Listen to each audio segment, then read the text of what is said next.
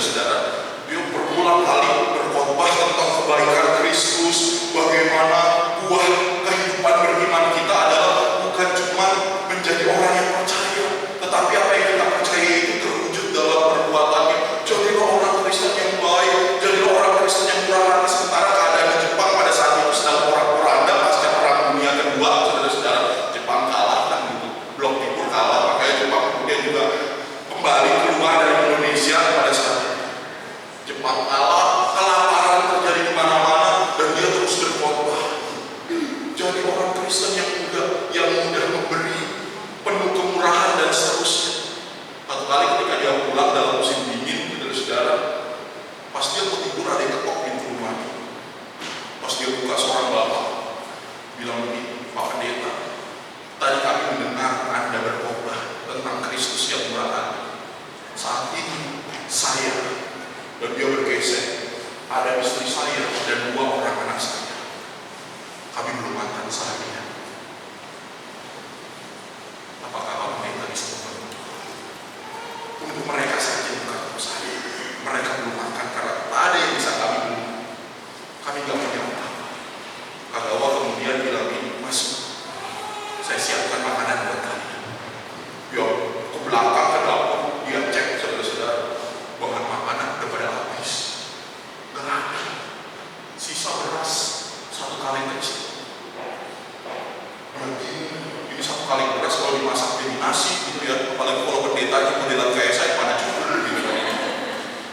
Mesti nambah lagi gitu. Mana cukup gitu.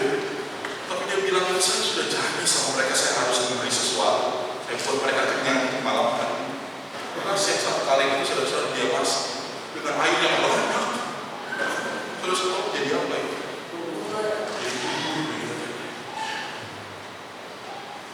Kaleng beras yang tadinya buat 1 orang gak cukup, buat 4 orang dan tambah dia buat 5 orang pada malam hari ini. Bisa terisi dan mereka yang lapar bisa tidur dengan nyenyak pada malam hari. Tanpa lagi harus pikir besok bagaimana. Tapi artinya saudara-saudara, ternyata untuk bisa membuahkan iman, kasih dan ketekunan, ternyata dibutuhkan apa? Kreativitas. Dan itu kan yang Tuhan anugerahkan dalam rasio yang Tuhan berikan buat kita. Sebetulnya nggak ada alasan buat kita mengatakan tidak bisa, karena saya kurang, saya terbatas. Selalu ada cara. Dan disitulah karya Roh Kudus mengarahkan kita untuk bisa melakukan sesuatu yang baik. Dari 1 kaleng beras kecil cukup untuk 5 orang yang lapar pada malam di musim dingin pada saat itu.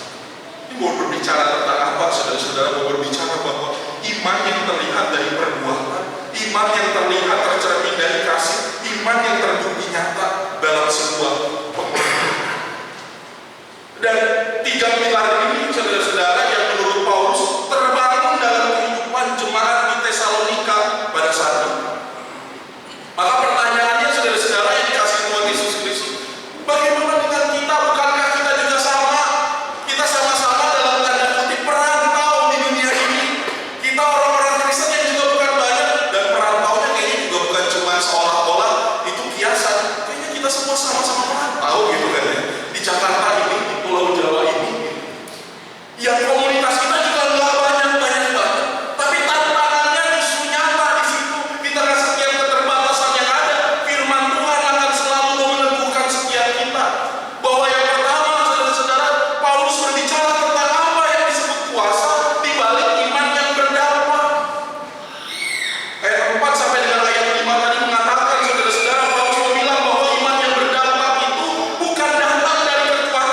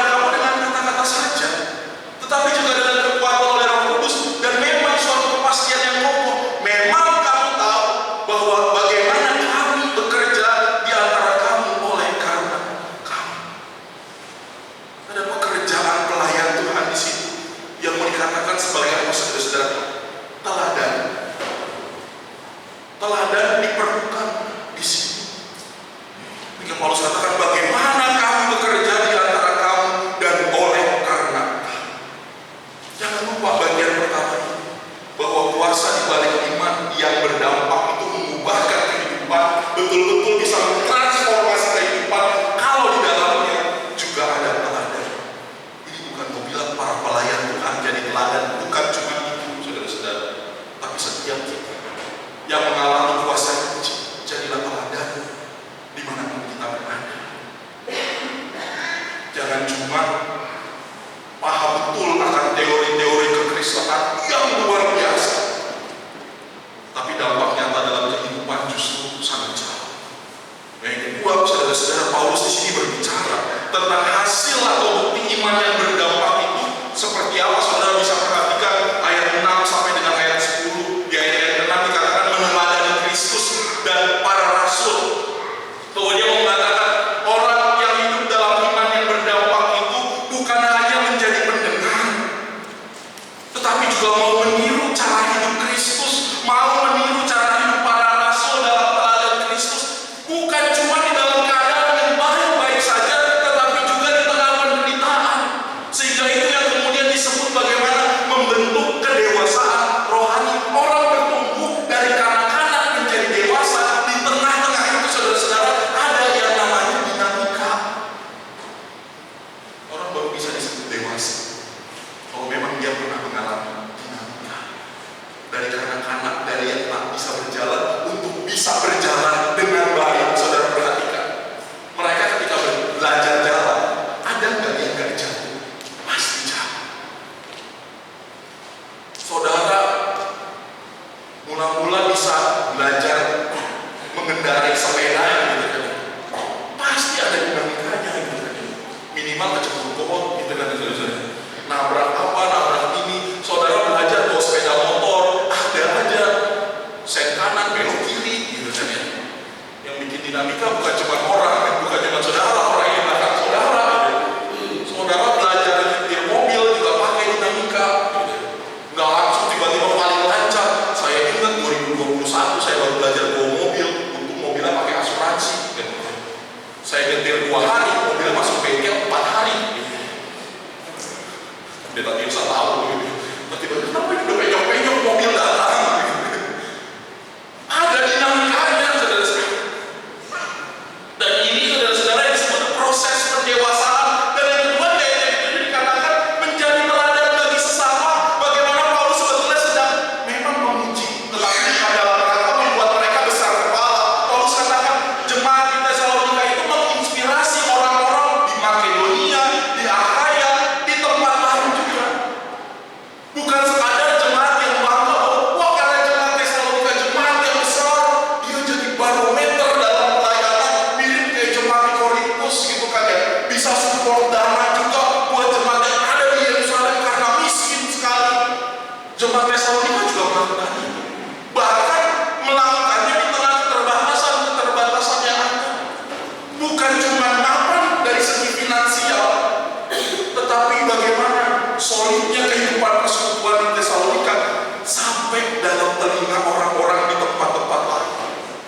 Itu yang menginspirasi, saudara-saudara. Dan bukankah ini yang juga sudah Tuhan harapkan dari kita yang hidup dan diubahkan oleh Injil, bahwa bagaimana hidup saudara, hidup saya, hidup kita semua adalah hidup yang menginspirasi sesama dalam kebaikan dan kebenaran. Orang mengalami perubahan, orang menjadi lebih baik karena kehadiran. Itu dalam ayat yang ke-8 dikatakan menjadi pewarta firman Allah. Bahwa hidup kita menjadi kesaksian yang efektif. Tapi jangan lupa ayat 9 ayat ke-10 ada penegasan di situ. Hiduplah dalam pertobatan. Karena setiap saat ketika kita mau melakukan yang baik, bahkan yang terbaik, itu celah dosa selalu ada. Celah untuk melakukan pelanggaran di hadapan Allah selalu ada. Makanya firman Tuhan katakan hidup dalam pertobatan. Karena tobat ini kan metanoia, artinya berbalik arah, saudara-saudara. Paulus mau mengatakan kepada jemaat di Tesalonika dan kepada kita semua lewat kebenaran firman Tuhan, bahwa pertobatan yang sejati itu meninggalkan berhala masa lalu dan memberi diri kita untuk semata-mata melayani Tuhan. Ini hasil atau bukti iman yang berdampak atas pesona Injil.